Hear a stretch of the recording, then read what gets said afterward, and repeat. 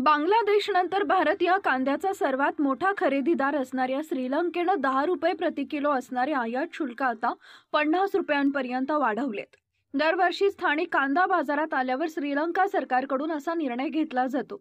दुसरीकडे बांगलादेशकडून थांबलेले परवाने देण्याचं काम 1 ते 2 दिवसात सुरू होईल।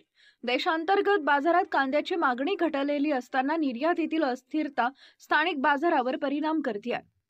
मागील 5 ते 6 महिन्यापासून घाऊक बाजारात मागणी अभावी कांद्याला अपेक्षित भाव मिळालेला नाही।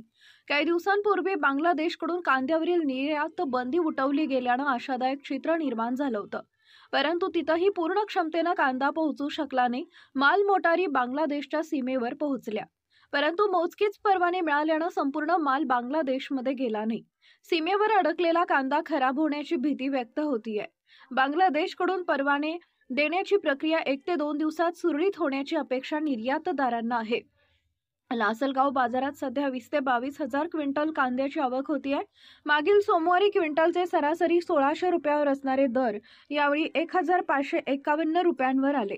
चातुर्मास दक्षिणेकडील राज्यातील स्थानिक कांदा बाजारात आल्यानं नाशिकच्या कांद्याची देशांतर्गत मागणी आधीच घटलेली असताना श्रीलंकेनं कांदा व बटाट्यावरील आयात शुल्क वाढ केल्याचं वृत्त समोर आलंय। भारतीय फलोत्पादन निर्यातदार संघटनेनं त्यास दुजोरा दिला।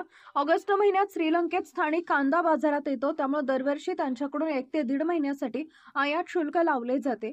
तो माल संपुष्टात आल्यावर निर्यात पूर्ववत होते। व्हिडिओ आवडल्यास लाईक करा, शेअर करा। अशाच प्रकारच्या कांद्यासंदर्भातील नवनवीन बातम्या पाहण्यासाठी आपल्या चॅनलला आता सबस्क्राईब करा। धन्यवाद।